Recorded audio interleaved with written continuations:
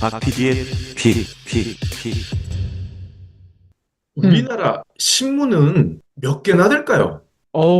상당히 많을 텐데요. 예, 아마 언론 쪽을 잘 모르시는 분들은 조중동부터 내가 가끔 보는 연예, 스포츠, 인터넷 신문 한 2, 30개 정도 되니까 그 정도이지 않을까라고 하실 수도 있는데요. 놀랍게도요. 6천 개나 됩니다. 와, 어이구, 제가 생각했던 것보다도 훨씬 많군요. 유튜브만 하거나 SNS에만 글을 올리는 그런 매체를 빼고 말 그대로 신문법 적용을 받는 공식 언론사의 수만 따진 거예요. 공식 언론사만 6천 개라는 겁니다. 와하, 우리보다 땅덩어리가 훨씬 크고 인구도 많은 미국, 중국, 러시아가 과연 우리보다 언론사 수가 많을까요? 그렇지 않을 것 같은데요. 물론 다다익선이라고 많으면 좋은 거 아니냐라고 생각하실 수도 있어요. 질이라는 것도 결국 양이 많아야 확보되니까요. 문제는 다양한 환경에서 기사의 양이 많은 거랑 똑같은 환경에서 천편일률적인 기사의 양이 많은 거 별개라는 점입니다. 무엇보다 가짜 뉴스의 양도 그만큼 늘어날 가능성이 크겠죠. 그렇죠. 더 중요한 포인트가 있습니다. 이렇게 많은 매체 중에 공급자를 위한 언론사는 많습니다. 소비자, 즉 신문사 독자를 위한 매체는 찾아보기 어렵다는 뜻이기도 합니다. 예를 들어 농업, 수산업, 축산업, 자동차 산업, 철강업, 약국 이런 쪽을 대변하는 신문은 해당 업종에서도 여러 개가 있습니다. 한두 개가 있는 것도 아니고 하지만 정작 농민과 어민, 자동차 회사의 노동자 이런 분들을 위한 신문사는 아직 못 본 것 같아요. 혹시 있으면 알려주십시오. 더불어 소년, 중학생, 여성, 환경 다양한 분야를 집중적으로 다루는 신문들도 요즘은 꽤 있습니다. 그런데 정작 중장년층을 위한 신문은 찾아보기가 어렵다는 겁니다. 제가 왜 중장년 이야기를 하느냐? 우리나라는 이미 고령화 사회고 내년에는 초고령화 사회에 진입을 합니다. 초고령화 사회, 65세 이상의 인구 비중이 20%가 넘는 사회를 뜻하는데 내년부터는 우리 일이라는 거예요. 중년, 장년, 노년 인구 비중은 그렇지 않은 인구보다 더 많다는 사실 알고 계십니까? 실제 통계가 그렇다면서요. 맞아요. 지난해 통계청 자료입니다. 전 연령대 가운데 50대 비중이 16.94%로 가장 큽니다. 그럼 그 다음은 어딜까요? 40대입니다. 40대가 15.55%, 50대, 40대, 그 다음 세 번째 연령은 그럼 30대구나 라고 생각을 하셨을 텐데요. 아닙니다. 세 번째 인구 비중은 60대입니다. 60대가 14.87%, 40대와 비교해도 그렇게 큰 차이가 나지 않아요. 그 다음이 30대, 12.81%고요. 30대 다음은 20대가 돼야 될 것 같은데 놀랍게도 70대 이상입니다. 12.31%. 70대 이상 다음이 20대 12.07%, 그 다음이 10대 9.06%, 가장 인구 비중이 적은 연령대가 10대 미만 6.49%로 나와 있습니다. 그렇군요. 아니, 이렇게 따지면 40대 이상, 비중이 상당히 높은데 절반 이상이네요. 절반이 넘습니다. 무려 59.67%입니다. 그러니까 지나가는 사람 10명 중에 6명은 40대 이상의 중장년이라는 뜻이죠. 무섭다는 생각이 드는 건 인구 비중 3위가 60대라는 점입니다. 50대, 40대, 30대 이러한 순으로 나와줘야 될 것 같은데 60대가 30대보다도 더 많습니다. 초고령화 사회의 슬픈 현실이죠. 그리고 또 무서운 사실, 70대 이상 비중이 10대 미만보다 훨씬 많다는 겁니다. 2배나 더 많아요. 합계 출산율이 0.72명이었잖아요, 작년에. 그런데 가장 최근 분기 기준으로는 0.6까지 떨어졌습니다. 이러니 앞으로 중장년 비중은 갈수록 커질 수밖에 없고요. 10년 안에는 70%에 육박할 가능성이 큽니다. 지나가는 사람 10명 중에 7명이 이제는 중장년층이 될 수밖에 없다. 이러니 해외에서 한국 망하겠네? 라는 우려가 나오는 거죠. 그렇군요. 아니, 그런데 언론, 신문사 이야기하다 이 연령대 이야기, 요것과 무슨 관련이 있는 걸까요? 네. 중장년층을 위한 언론, 신문사 없는 것 같다라고 말씀을 드렸는데 지나가는 사람 10명 중에 6명이 중장년인데 이들을 위한 신문사, 언론사가 찾기가 어렵다는 그 사실 자체가 이해하기가 힘들다. 이 점을 애청자 여러분들께 강조하기 위해서입니다. 전체 인구의 60%에 해당하는 그런 인구를 대변하는 신문이 거의 없다? 과반을 넘는 구성원의 이익을 다루는 매체를 구경하기가 어렵다? 이게 정상입니까? 제가 봤을 땐 정상이 아니거든요. 인구의 다수를 차지하는 중장년층을 위한 언론이 있어야 될 것 같은데 찾아보기가 어렵다는 겁니다.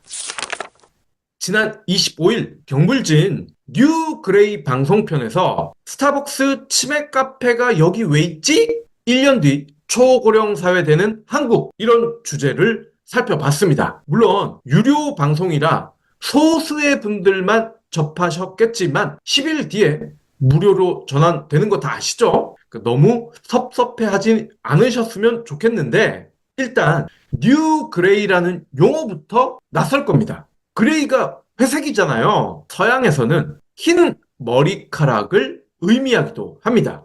우리는 보통 백발이라고 하지만 영어를 쓰는 문화권에서는 그레이가 일반적이라는 겁니다. 그리고 흰머리를 뽑아보면 사실 이거를 화이트라고 보기에는 색깔이 좀 애매하긴 하죠. 그렇죠.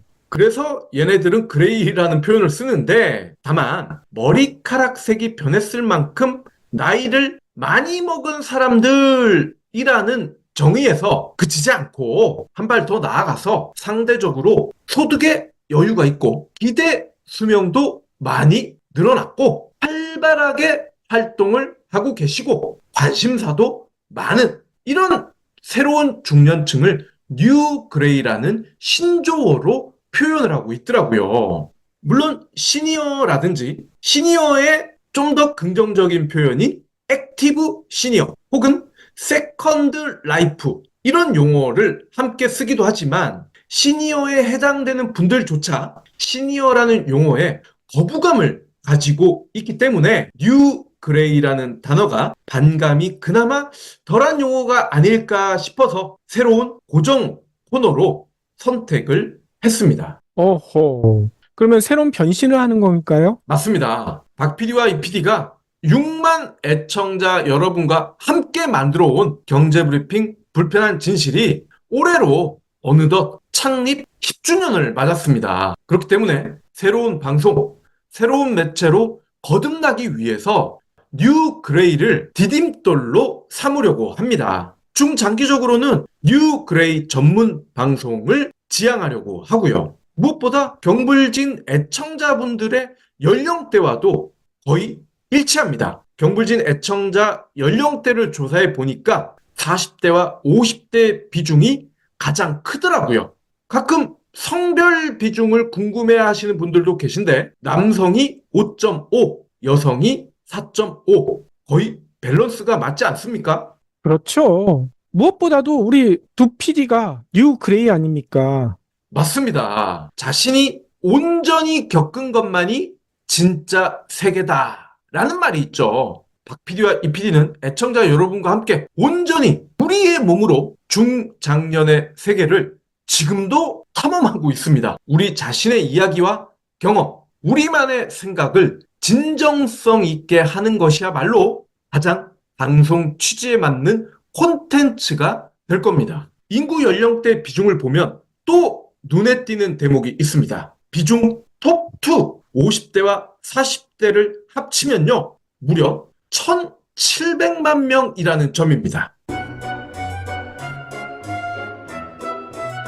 주말에 등산하셨다고요? 주말에 지역 축제 다녀오셨다고요? 니곽스 베이스워시로 세탁하셔야죠. 면이 아닌 화학섬유는 전용 세제로 빨아야 오염물질이 제대로 제거됩니다. 일반 세제로 세탁하면 잔여 오염물이 남아서 옷장에서 냄새가 날 수 있어요. 평일에도 속옷은 물론 아이들 교복, 체육복이 세탁 바구니에 쌓인다고요? 이런 옷들도 대부분 화학섬유로 만들어졌습니다. 지금은 니곽스 베이스워시 할 시간입니다. 베이스워시는 네이버에서 경불진모를 검색하시면 구매하실 수 있습니다.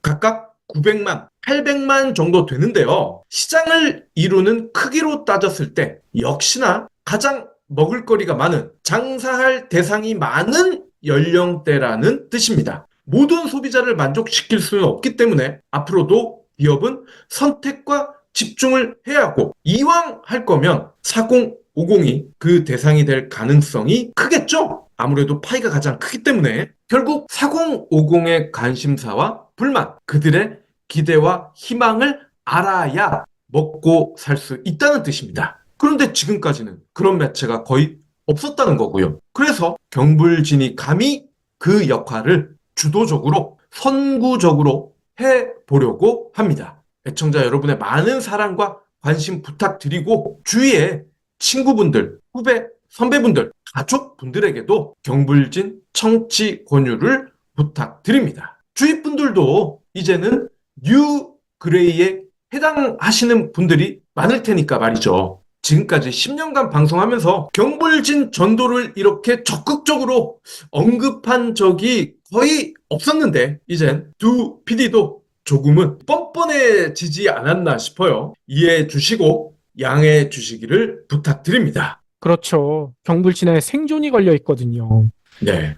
앞으로는 뉴 그레이, 그러니까 중장년층의 금융, 주식, 부동산, 소비를 아우르는 경제 분야는 기본이고요. 건강, 노화, 여행, 취미, 패션, 이런 뉴 그레이의 트렌드에 맞는 다양한 정보를 성실히 제공해 드릴 것을 약속드리겠습니다.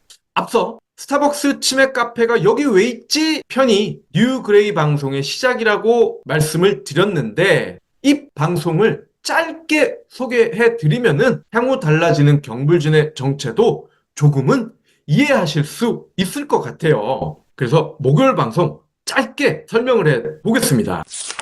스타벅스 치맥 카페는 일본 이야기입니다. 일본은 세계 최초의 인구 감소국이고 최초의 초고령국이기도 합니다. 일본과 한국은 사정이 많이 다르긴 하지만 지금까지 걸어온 길과 반응을 보면은 꽤 비슷한 것도 사실입니다. 즉, 현재 일본은 가장 가까운 한국의 미래인 셈이죠. 스벅 치맥 카페가 등장한 이유가 있습니다. 처음부터 스타벅스의 치맥 카페가 오픈한 건 아니었습니다. 시작은 지역의 개인 카페였습니다. 초고령 사회인 만큼 집집마다 거의 치매 환자가 있었고, 그분들을 돌보는 보호자의 간호나 간병이 지역사회의 새로운 관심사가 됐습니다. 그래서 환자도 그렇고 보호자분들도 그렇고 서로 위로를 해주고 정보를 공유하는